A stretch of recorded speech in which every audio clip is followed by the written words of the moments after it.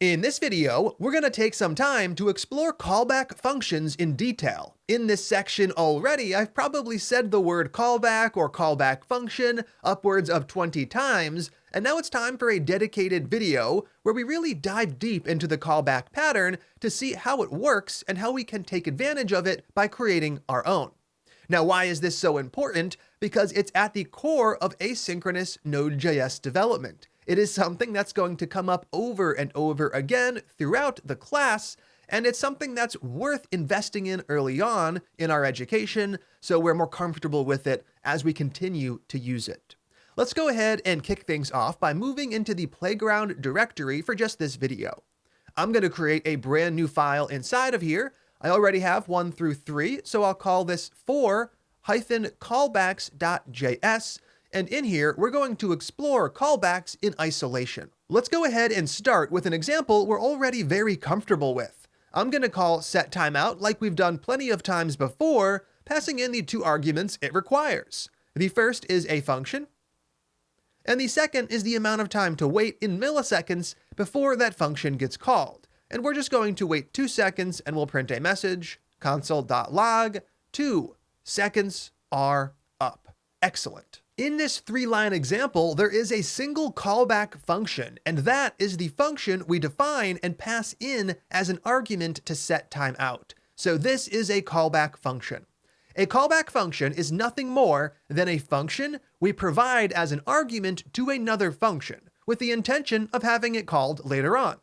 So in this case, we are providing a function as an argument to setTimeout, with the intention that setTimeout is going to call this function at some point in the future. That is all a callback function is. Now, in this case, we are using the callback pattern in an asynchronous way. As we saw, setTimeout is a node-provided API, and it is indeed asynchronous. Now, that does not mean every time we use the callback pattern, it's actually asynchronous. This is a point of confusion for a lot of people. We've actually already proven this. We know that setTimeout uses the callback pattern and it's asynchronous, and we know that our array methods like forEach and filter use the callback pattern, but they are indeed synchronous. So right here, let's create a const called short names. Actually, let's just call this one names. We'll create short names in a second. And I'm going to toss my name in there along with Jen and Jess. And the goal is to use callbacks with filter, something we've done before. So const right here, short names equals, I'll access names.filter to use the filter function. And once again, we're going to provide a callback function. I'm passing a function to another function with the intention of having it get called later. So right here, this callback function, as we know, will actually get called one time for each item in the array with the individual item. In this case, we could call it something like name. And all I'm going to do is return true if the name has a length less than or equal to 4. Those are the short names we'll keep. So return name.length less than or equal to 4.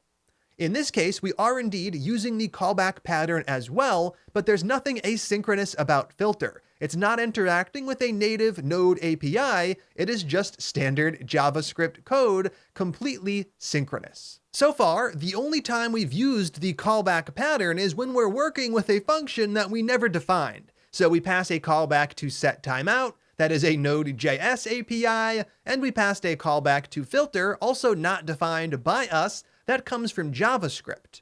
Now, this is not to say it's never useful to define your own function that takes a callback, because it actually is, and it's something that we're going to use in the very next video. So let's take a quick look at app.js. Imagine in my program, there are 4 different places where I want to be able to take a location and get the coordinates back. So I want to be able to geocode. Now, what is that going to look like? Well, if I have 4 or 5 different locations I need to do this, I have to take this code and I have to put it in 4 or 5 different places, and obviously that's not ideal. So what we would do is we would create a function called geocode or something like it, and all of this code would go inside of there. Now, in order to get that done, we're going to have to be pretty familiar with the callback pattern. So let's go ahead and see what this would look like over inside of the callbacks playground file. Let's create a constant, and I'm going to call this constant geocode. Now, this is indeed going to be a function we define. and we're going to set this function up to take in a callback function, much like setTimeout takes in a callback, and much like filter takes in a callback. Now you can take in as many arguments as you need along with the callback. For example, setTimeout takes in the function as well as the amount of time to wait. For geocode, we could say that you need to provide the address, otherwise we don't know what address to geocode, and we can say that you also need to provide a callback, which is the function that we'll end up calling once we have the data. Now, for the moment, we're not actually going to do any geocoding inside of here. We're just going to make up the results to keep things simple. So for the moment, let's create a const called data, and we'll just set up latitude and longitude properties, setting up random values for each. So on data, I'm going to set up latitude as a property, and I'll just set the value to 0. Then we're also going to have our longitude, and I'll set that to 0 as well. So let's say that at some point in the future, yes, we get this data back by calling request. Now, what do we do with it? The goal is to give it back to the caller of geocode. So if I call geocode and pass in an address like Philadelphia, I want to get access to those coordinates. Now, we know there are two ways I could get this done. One, it could be the return value from the geocode function, like we've seen with pretty much every function so far. Or we could provide a callback and get the data there. Now, if this was our actual function, the choice would be easy. I would ignore and remove that callback argument, and I would just return the data. Then down below, I could access that data, const data equals whatever comes back from geocode, and I could use it. Down below, console.log data. Perfect. Let's go ahead and save the file in its current state and move over to the playground folder to run things. So that's going to be cd /playground to get over there. Once we're there, I will clear the terminal output. And from here, I'm going to run the file. So node for-callbacks.js. Now, when I run it, I'm going to expect to see my data showing up, and it is. And then 2 seconds later, I get my little message from the example up above. The problem here is that there's nothing asynchronous happening inside of here.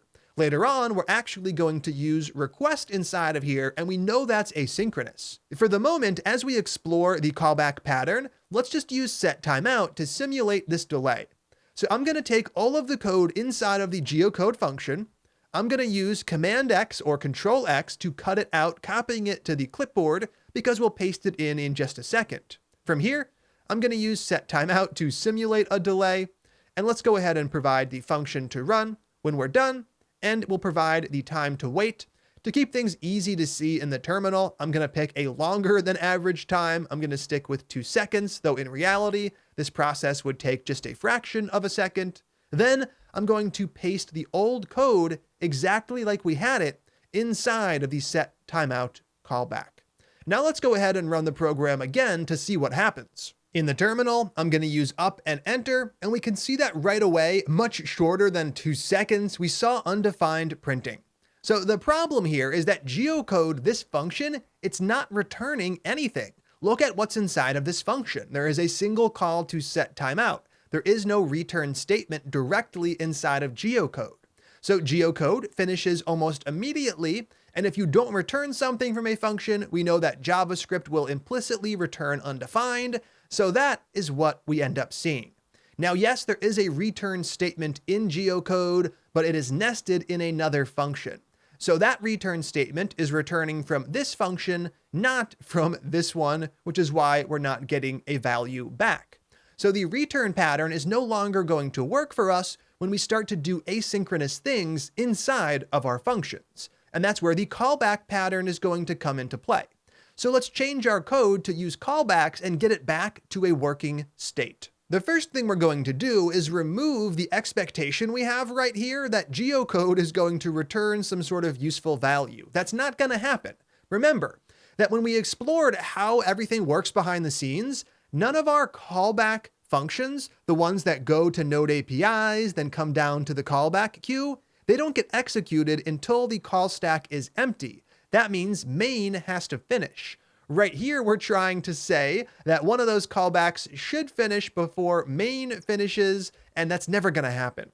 So we have to adjust. What we're going to do is we are going to remove data and remove our console.log. geocode is not going to have a direct return value, and that's okay. It's expected.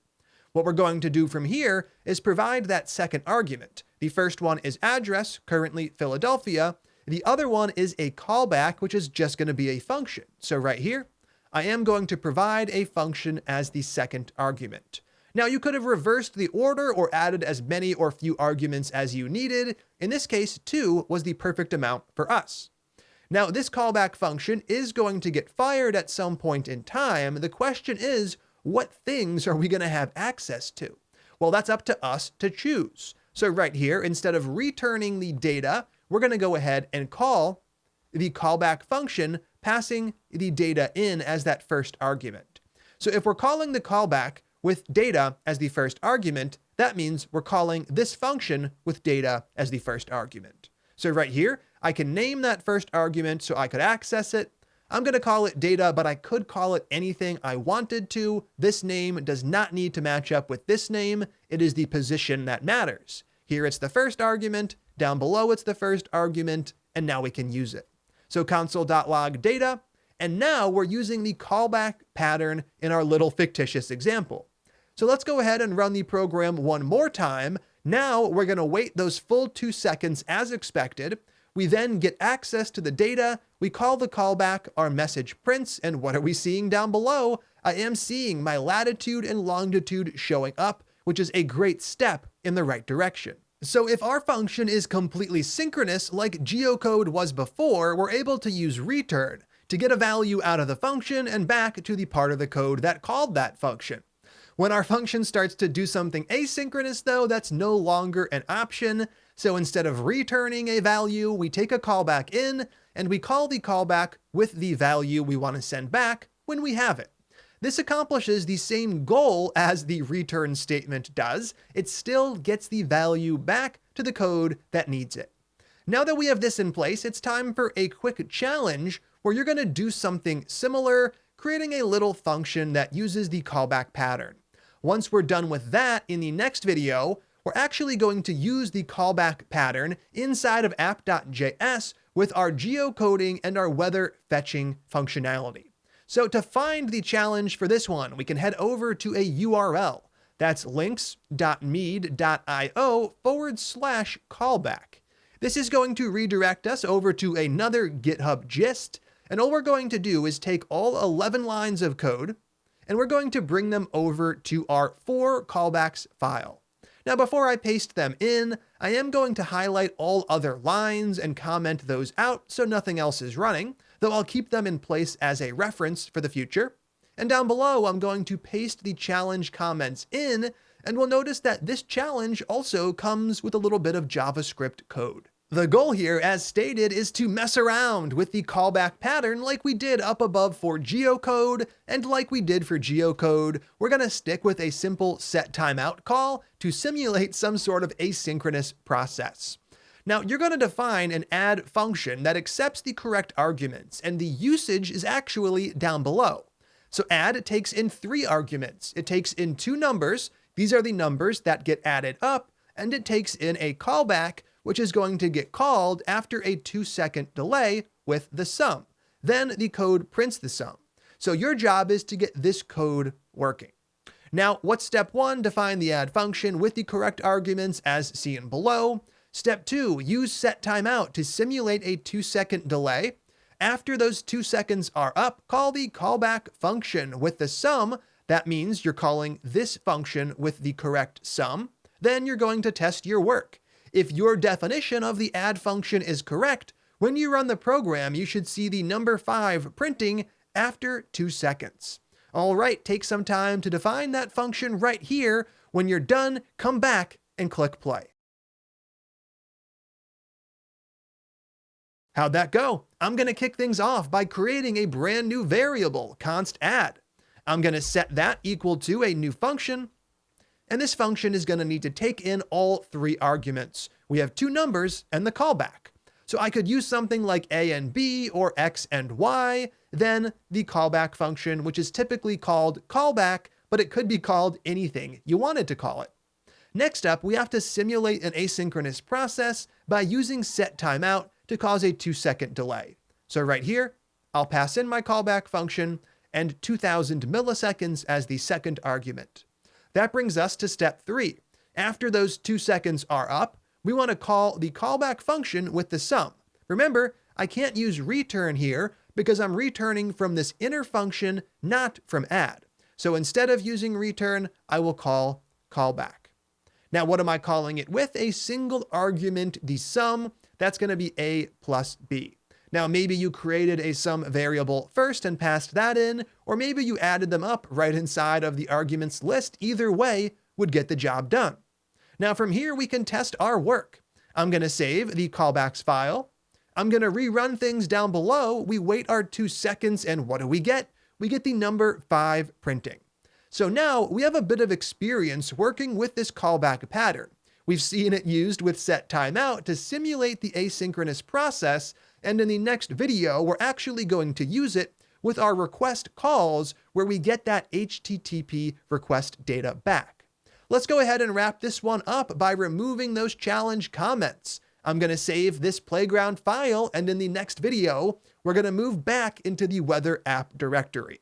I'm excited to integrate callbacks into our weather application, so let's go ahead and jump right in to the next one.